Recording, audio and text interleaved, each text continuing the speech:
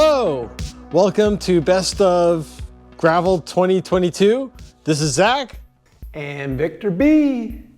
As we're going to bring you the best of this year, including some little side notes as well.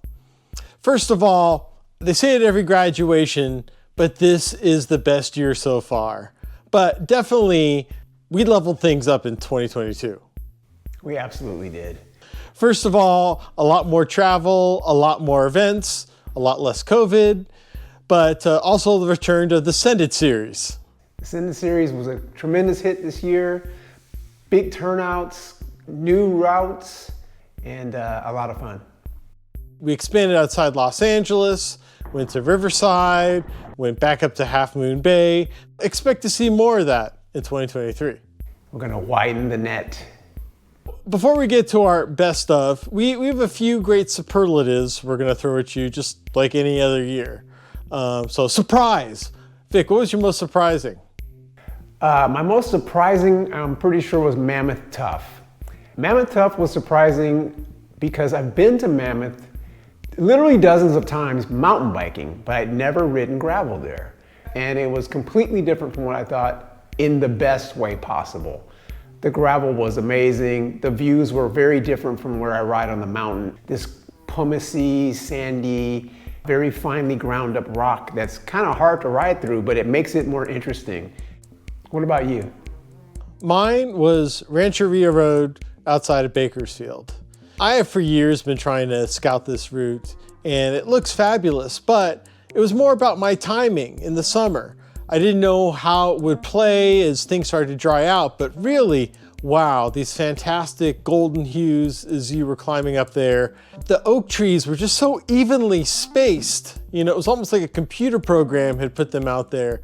It's one continuous climb up to Oak Flat, which is a lookout tower you can actually rent. And then coming back down on this descent was so gorgeous that I'm just all replaying it in my mind. On the flip side though, what was your toughest ride of the year? Very easy. That was Rock Cobbler. Actually, the riding part of Rock Cobbler wasn't so tough. It was the walking part, AKA hike a bike. They were up to 40% in incline. And not only that, they were divoted and slippery and rutted. And so it was extremely difficult. So that on top of the distance, the pace, obstacles such as bulls, bees. Well, yeah, I can't add on too much to that because that was my toughest as well. Just coming across the finish line, looking at the people's faces, that told it all. It was a grind, but I tell you, it wasn't egregious. Well, speaking of fun, what was your funnest segments of 2022? My funnest segment was during Rock Cobbler, and it's this crazy, almost like a chute. It's almost like going down a water slide on a bike, and it's called Toads. And I believe that's because it's like Mr. Toad's Wild Ride at Disneyland. It's like you get sucked into this gravity chute, left, right, left, right, left, right, banked, and it just goes on, and it's super fast. You have to keep going faster or you just fall over. What about you? I'd also like to mention though that the Backbone Trail, when we did in our Send It ride up to Circle X, that one section we've always done going uphill, which is already a lot of fun in that direction, but even downhill, a lot of similarities to Toads. Now for our extensive best of list of 2022. Before I get into mine, first a few honorable mentions on top of Rancheria, because there were so many great rides. All of them I could pretty much say we would do again. Yes, for sure. I'd also like to mention Fish Camp Yosemite, just unreal riding in between those trees and the historic elements as well. Redlands Strata Rosa, which just had a very wild variety. Butte Meadows up in Lassen National Forest, just gorgeous the amount of trees up there. And yeah, just a complete year. I didn't add this one to my best of, but it definitely could have been easily honorable mention, definitely to Half Moon Bay. Just the proximity to the ocean, those cliffs, and then you have the fields of flowers and some kind of wildflowers, and then it goes up into the hills and green, and then you get to the banyan trees, They're amazing. And so just all that stuff just combined to make it a very memorable ride. Well, why don't you continue on and take us to your number 5? So my number 5 is a little controversial because it's actually one of our Send-It Sunday rides. And we normally don't put those in Sid's top 5. But I say, why not? And it was Send-It Sunday, Gold Creek. And Gold Creek was great for many reasons, but mainly for me because it's so close to the house. I've ridden the area on different rides, but I'd never done that exact ride. It was beautiful. We did it the right time of year, flowers, greenery, views, blue sky. It had very nice single track that was gravel friendly, but challenging enough to where it was very interesting. And then we finished at a brewery. I mean, what could be better? It was great. So my number 5 to match yours is Dinky Creek. This is up in the Sierra National Forest around the Shaver Lake area. And Joe is just a fantastic guide. And it's one of these places where you feel remote, but not too remote if something bad happens. First of all, it was a fun descent followed by a really long climb. When we hit the Patterson Bluffs, just an amazing view that just went beyond. And then making our way into McKinley Grove, which is just really quiet, spacious area of redwoods. I can't wait to go back into the area. And if I were to hold a gravel camp, that might be the area I would do it. So my number 4 is Redlands Strada Rosa. Redlands is interesting because when you do their routes, you go through extremely different terrains back to back to back to back. Wide open grass fields with not a tree in sight, to skinny, exposed, high, like riding across a ridge, to going through trees, to going through historical neighborhoods. That was a great ride and also very well attended and super well organized. They had a band at the end and great food, and I got this shirt, and thank you, Strada Rosa Redlands. It was great. Super event. We'll be back. Yes. But speaking of events, that was my number 4, which is Mammoth Tough. It would have ranked higher, but the thing is that I ranked it 2 years ago and I try not to repeat things. But at this event, I covered a whole new section that I hadn't ridden before, the Casa Diablo Mine Road. Just fantastic how you're just kind of like parched right in between the Sierra and the White Mountains. It's just more gorgeous open space. And then you also throw in the pre-rides we did before, not just the one that Amanda led, but also when we went up to Minaret Vista. Oh, just like a complete experience and a fantastic job by Amanda and Dave, and just already rocketed to one of my favorite events. Yeah, that's actually my number 3. And I have different reasons. The rock formations and the trees, there's something very different about it. The red clay kind of roads were awesome. Some of the descents were scary fast, and it was more fast paced than I expected, but it was great. Then the events in the village were also very fun. Watching you try to run around and drink beer at the end, that was hilarious. So I can't wait to do that again. That was really, really fun. And even though it was high elevation, the beauty just took my mind off the lack of oxygen. So it was fantastic. My number 3 is a little bit of a head shaker just because you had it so low, but Half Moon Bay.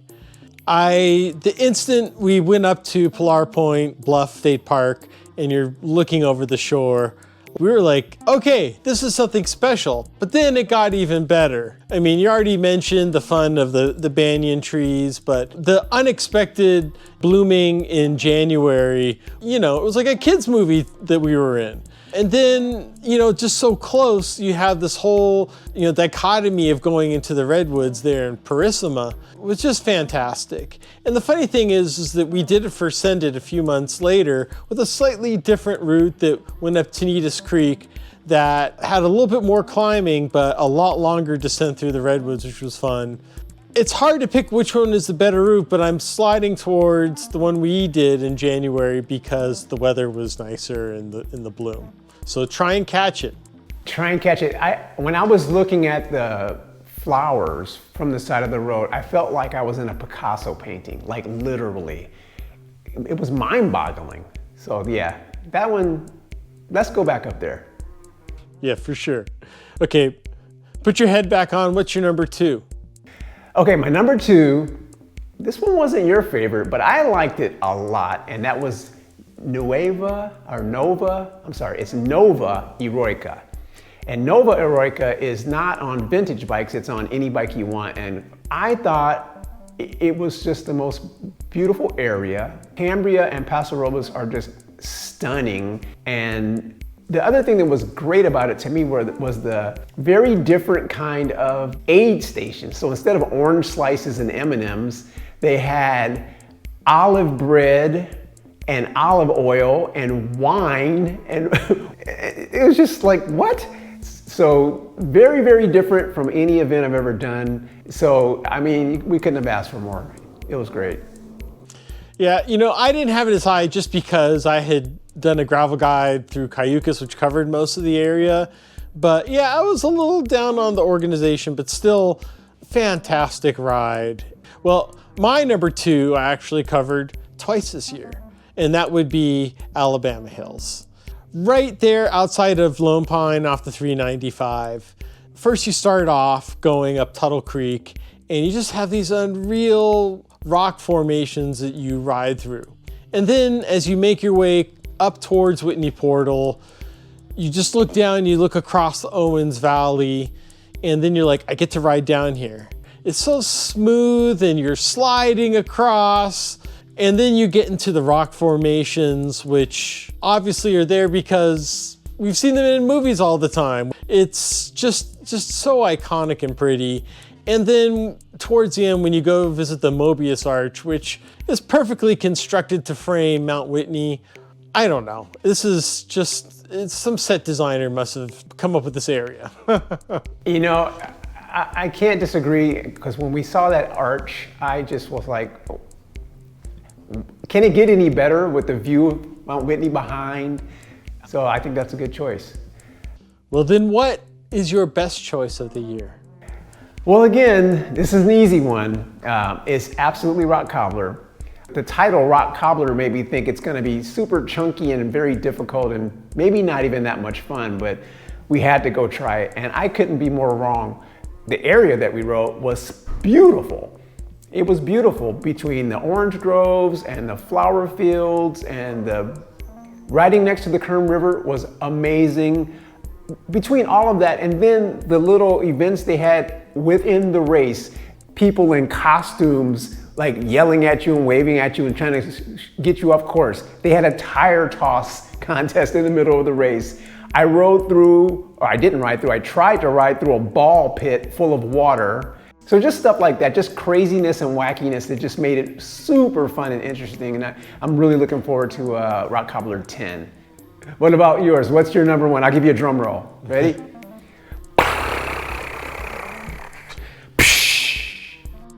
My number 1 is Big Sur. It is not the most robust ride. It's a little under 20 miles. And it's kind of a little drive to get through, probably about 45 minutes south of Monterey. But, just every moment. You start off climbing. This is the old road that was built over 100 years ago. And you just look across the coast and you're like, my God. And then you keep going up and down and the environment changes. You hit some coastal redwoods in there. And then when you're near the end of the dirt, you turn and you see one of the most iconic bridges in the country, the Bixby Bridge, from an angle you would never see.